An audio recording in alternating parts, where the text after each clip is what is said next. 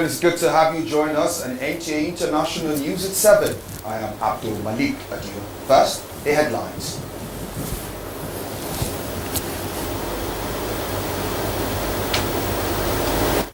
First outing since ease of lockdown, Christian troop to church in observance of government guidelines. African arts, culture and heritage ministers see advocacy as driving force in mitigating impact of coronavirus. Plus, role of food safety in COVID-19 era examined as International Day is marked. Now, the news in details. Now, death toll from COVID-19 globally surpasses 400,000 as the government of Brazil stops publishing COVID-19 deaths and infection. This and more on Global Update and Coronavirus Report.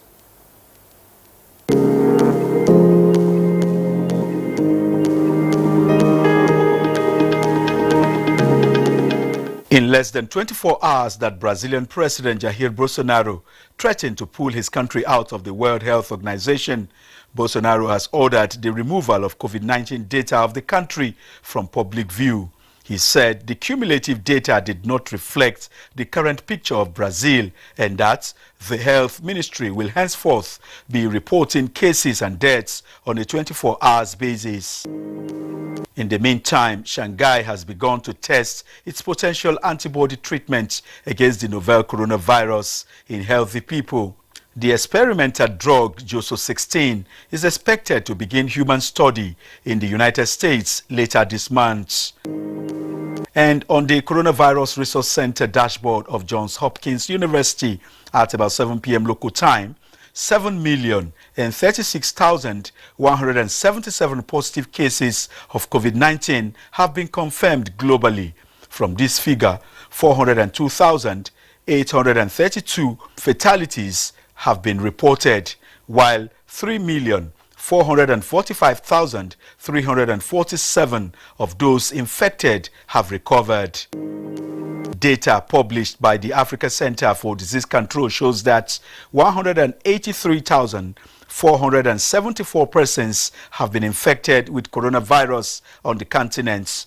From this number, 5,041 have died, while 81,367 people have recovered from the virus. Back home, the Nigeria Center for Disease Control announced 389 new confirmed cases of coronavirus in the country, bringing the total number to 12,233. So far, 3,826 people have recovered and have been discharged, while 342 fatalities have been recorded.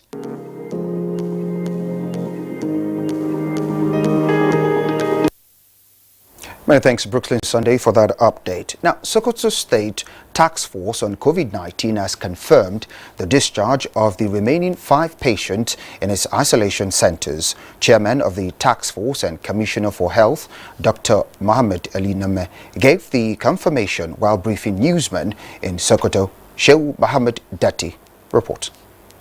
Sokoto State was among states that recorded a large number of COVID-19 cases in the country. The state recorded 115 confirmed cases, out of which 101 confirmed were discharged, with 14 deaths recorded. Chairman, Task Force Committee on COVID-19 and Commissioner for Health, Muhammad Ali Endame, said the success story of discharging the remaining 5 patients was based on the WHO's guidelines. Patients that were taken care in our isolation center, they have been discharged. It will not be something strange for us to have positive cases in the future, because every day we are doing tests. Every day we product. Even today, there are some samples that are in the lab, and we are awaiting the result of those samples. 8 out of the 23 local governments in the state were affected by the pandemic, with Wamoko local government having the highest number of cases. Even though for days Sokoto did not record any new case, the task force committee maintained that samples of suspected cases will continue to be taken for testing. Dr. Enami attributed the successes recorded to commitment of government's medical personnel and volunteer groups in the state. Despite this development, easing of restrictions caused by the pandemic is dependent on directives of the federal and state governments. In Sokoto, Shehu Muhammad Detti, NTA News. Now, African ministers responsible for arts, culture and heritage rose from a meeting on how to respond to COVID-19 with an 8-point communique noting with concern how the pandemic impacted negatively on the sector. Anthony Fossen reports. The virtual meeting was chaired by Nigeria's Minister of Information and Culture, Lai Mohammed. At the end, the ministers resolved that advocacy will be the driving force to mitigate the negative impact of the pandemic in the post-COVID-19 era going forward. By this, practitioners should evolve ways and means of promoting and disseminating information on African sites of outstanding universal value through online and virtual platforms and interactive programs. The communique also advocated for cultural workers to be in the forefront of the fight against COVID-19 pandemic by using their arts as powerful tool for disseminating key messages originating from the Ministries of Health, Africa Center for Disease Control and World Health Organization. It equally called for the setting up of a cultural and creative industry scheme, just as it will provide avenues possible for accessing emergency funds to rescue cultural workers with a view to remaining relevant. The African Exim Bank was also spotted as an institution that can be approached for support, given its traditional role in supporting the sector. To this end, the commissioning of a desktop survey on the impact of COVID-19 on the cultural and creative industry was agreed upon with a view to identify the main issues. In Abuja, Anthony Fossen, NTA News. Now, with the ease of lockdown on COVID-19, some Christian faithful this Sunday converge on their various churches to observe the first Sunday service since the announcement of the lockdown in Nigeria. Omenka Omarachuku, who went around some churches within the Federal Capital Territory, reports that there was a high level of compliance with the guidelines and safety protocols. At the First Baptist Church, worshippers observed the use of hand sanitizers, wearing of face masks and adherence of social distancing. The worshippers were full of praises for God's protection during this period of pandemic. The church actually is an ally to the government. We are promoting what the government is actually saying by reminding our people what their obligations are. So it was fantastic. I feel great that we are back to church. Feel like the church will not open again, but God has intervened, we have opened. And I believe that the opening of the church will bring healing to Nigeria. Methodist Archbishop of Abuja, Most Reverend Joseph Oche, and Archbishop John Praise Daniel reminded Christians to always be prayerful at all times. If anybody says there is no COVID-19, that person is a fool. Because you have ears to hear, you have eyes to see, and you see people dying like chickens. And so it is a real thing that is happening. But thank God that God's power is more than any other power. So there are spiritual things first before they become physical. And so if we attack it spiritually from the church with prayer and commitment, we believe that we'll all have victory. So indeed, we want to thank God for the government, and we want to thank God for everyone that has cooperated. We have been ministering online, but I've not been seeing their faces. But today I will see their faces and know how they are faring. So we are glad. Religious activities have been under lockdown since March this year to curtail the spread of coronavirus in Nigeria. In Abuja, Omenka Omarachuku, NTA News. Now, 7th of June annually is marked as World Food Safety Day. The day, as designed by the United Nations, is celebrated to draw attention and inspire action to help prevent, detect and manage foodborne risk and contribute to food security, human health, economic prosperity, agriculture, market access, tourism and sustainable development.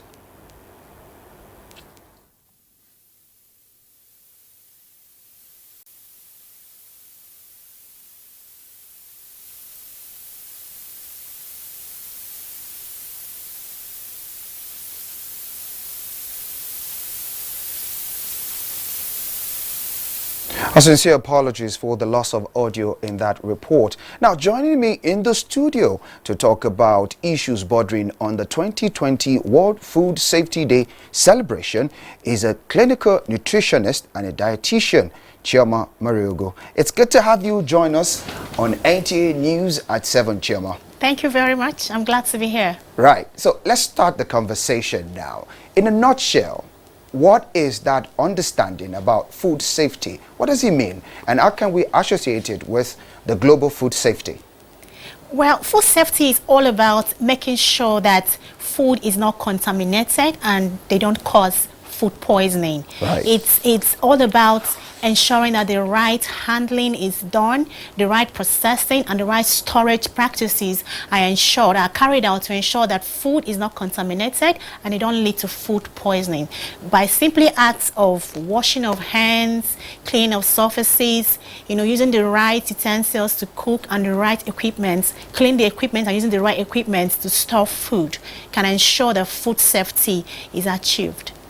Right. Now, you're talking about safety measures as regards the guideline protocols for COVID-19. It seems like intertwined with what you need to do when you want to prepare food in the real sense now. Now, as the world grapples with COVID-19, is there a cross-connect?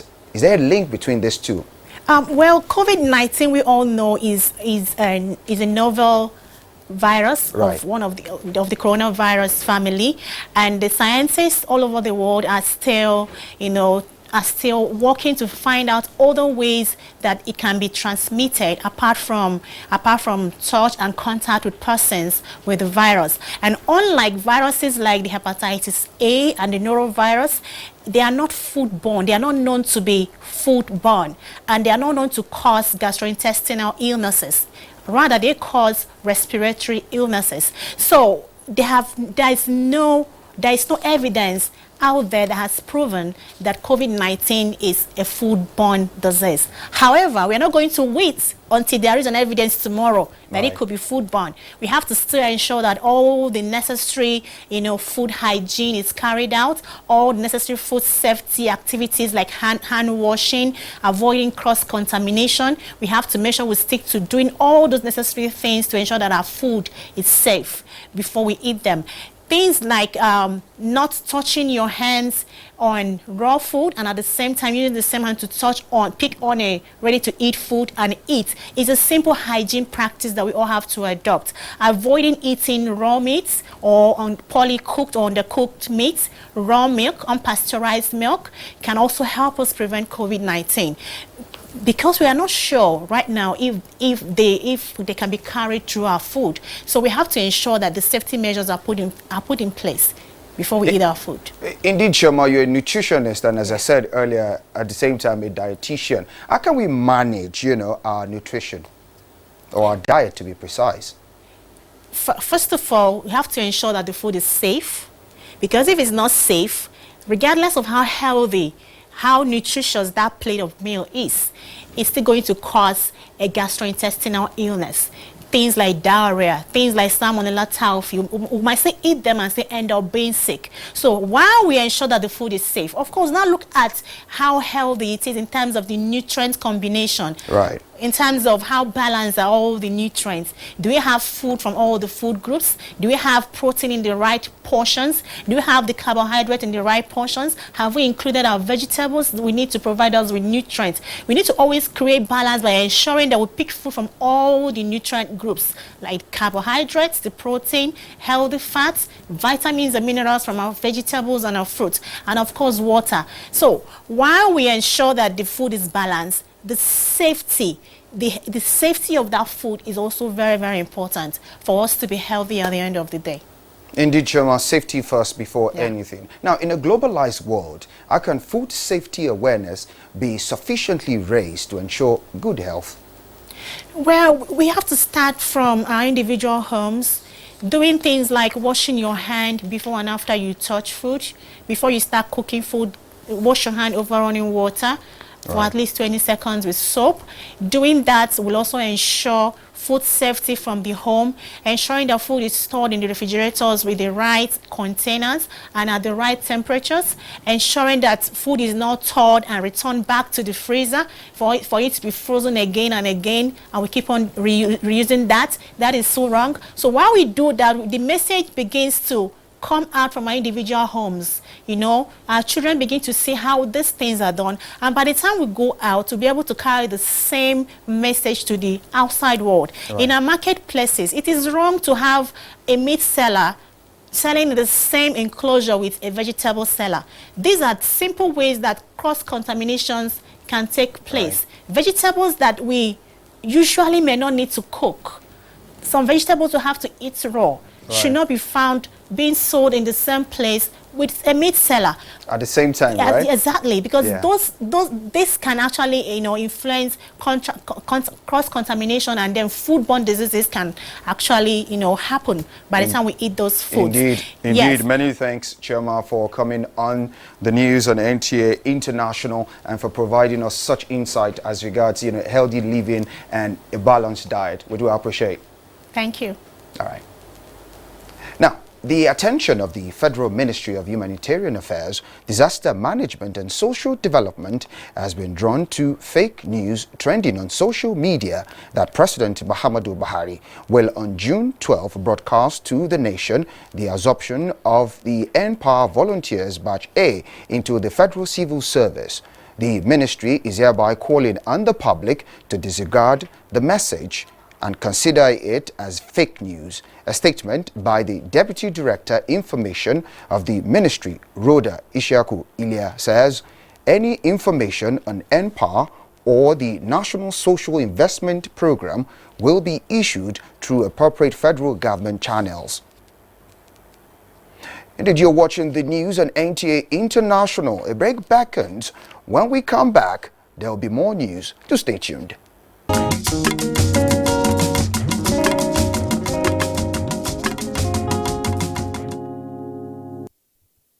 Many thanks for staying tuned. And now to security matters. Now, scores of armed bandits have been neutralized and their weapons destroyed by airstrike executed by the air component of Operation Ardin Daji at two separate bandit camps in Shebiri and Maya in Zurmi local government area in Zamfara State. A release by Major General John Eneche, Coordinator, Defense Media Operations, Defense Headquarters, says this feat was recorded 6th June 2020 as part of offensive operations, Operation Accord, to rid the northwest and north central state of the armed bandit. The release further states that air interdiction mission of Sibiri, which is located 15 kilometers east of Zurmi, was executed on the heels of credible human intelligence report indicating that the camp, with its cluster of thatched huts housed close to a group of trees, was being used by bandits to house their fighters and store their weapons and ammunition. Accordingly, two Nigerian Air Force attack helicopters were dispatched to engage the location, scoring accurate hits on the target area, leading to the destruction of their structures and the weapons and ammunition stored in them, as well as neutralization of bandits in the huts and surrounding bushes.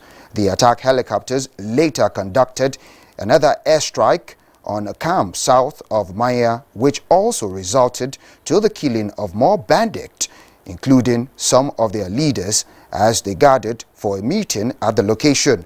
The Chief of Air Staff, Air Marshal Sadiq Abubakar, release says commends the air component of Operation Ardin Daji for their professionalism and directs them to remain resolute whilst continuing to provide close air support for ongoing ground operations towards accomplishing the directives of the Chief of Defense Staff to restore normalcy to the northwest, north central zone of the country. Still on security matters, 16 persons have been arrested by Benue State Police Command for violating the federal government's directive on interstate movement of persons to curtail further spread of the highly contagious coronavirus in the country. Ode Moses Ojao reports that among those paraded is a foreign national from Niger Republic. In a move to combat further spread of the coronavirus disease, the government had directed that all movement of persons across the country should be suspended except for those transporting essential goods. This directive has equally been reviewed severally, with the latest on June 1st extending the lockdown hours to between 10 p.m. and 4 a.m. Despite this review, some motorists and individuals have resorted to means of carrying out their businesses with disregard to the lockdown order of the government. A development the Commissioner of Police, Benue State Command, described as worrisome. We've been trying our best to see that we restrict movement at the appropriate time, but people are not ready to obey. That is to show you that we are enforcing it. And this group of you, about 16 of them, are the ones we got only yesterday. We are suspecting among them, there are some of them that are not even Nigerians. Ugwanye Emmanuel deals in red oil business and was arrested for conveying Bukari Isiaka, a foreigner among others, in the truck conveying red oil to the north. I'm aware of it, but our vehicle are getting problems on the way. That's why we do meet up. But we moved early morning yesterday. Mr. Mukadas further advised members of the public to adhere to the regulations of the NCDC in containing further spread of the disease. In Makudi, Ode Moses Ajao, NTA News. And from security to environment matters, if indeed trees are lungs of the earth, why destroy instead of planting more to protect human health and the environment? Nigerian Environmental Society is setting the pace with the planting of trees as part of activities marking the 2020 World Environmental Day. On NTA Fineface reports. Trees and forests are considered essential for promotion of human activities and healthy environment on Earth. In addition, they give humans oxygen and absorb carbon dioxide. To fell one tree without planting another can be likened to the destruction of one's own source of life. World Environment Day 2020 expects the world to devote time for nature, and members of Nigeria Environmental Society are doing just that by planting trees. Around our homes, in the society, let's protect a tree and make sure that you nurture it to life. Because when you nurture a tree, you are nurturing life. With more trees, the environment will be improved. If you want to hear the sound of birds, please don't buy cages, but plant trees. But trees are only a part of nature. Other species like animals, rivers, and the beautiful flora and fauna of the ecosystem also need appreciation and protection by citizens, communities, and governments of the world. If we don't treat all these species the way it should be treated, there is a fear that most of the flora and fauna might run into extinction. Encourage individuals to run plant nurseries to complement government landscaping efforts to help in protecting lands from abuse and inappropriate development. On the spirit of Environment Day commemoration, members of the Environmental Society also distributed hand-washing facilities to some markets in Abuja. On NTA Fineface, NTA News. Many thanks, Anangie, for that report. Now, the presidency as draws the attention of all citizens and the international community to what it called a most misleading campaign spearheaded by the indigenous people of Biafra, ipob, using false allegations of prosecution of Christianity against the Nigerian state. In a statement by the presidency, said a very deep and wide investigation by an agency of the Nigerian government working with international partners have made it become aware that there are two interconnected campaigns being run concurrently by the ipob in this regard. The statement said both are using the cover of Christianity and are calling for a U.S. special envoy to be appointed to stop the genocide of Christians in Nigeria. But the real purpose is to drive a wedge between the Nigerian government and its US and UK allies. ipob leadership of course, self-proclaimed as Jewish, a position not shared by the generality of its members. For reasons of convenience, he claims to have an interest in the welfare of Christians, but this is a ruse. Nigerians and the international community are thereby advised to be wary of this divisive campaign, which available evidence shows is being funded by a monthly spending of $85,000 since October 2019 with no record of source. There is also a UK and European angle of the campaign, which is more apparent than its US sister campaign, given its less legal requirement for public feeling. But what is known of this at the moment is that there is a budget that is sufficient to hire 4 public relations firms in UK, Belgium, France, and the United States of America. They have funded an NGO charity and a linked web-based campaign named Stop the Silent Slaughter, which is well designed and completed with video evidence completely concocted. Members of the alleged Christian NGOs have made multiple articles in conservative media and news websites proclaiming the message of Christian genocide. Some of those articles have also been used as evidence in the sister U.S. campaign. 2 of this conservative news websites were co-founded by the owner of the UK public relations firm they have hired to generate their publicity, as well as OPED article in the name of British MP who may have been convinced by their campaign under false pretense. They have secured additional coverage in France, the EU, and Germany.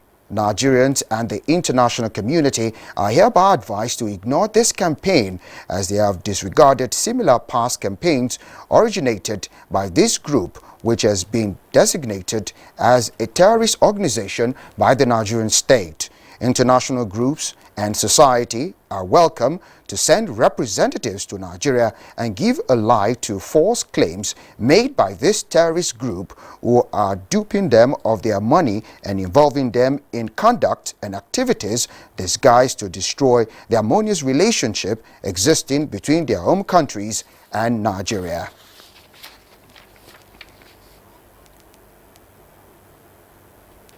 And that concludes the news at 7 on NTA International. Many thanks for watching. I'm Abdul Malik. Adieu.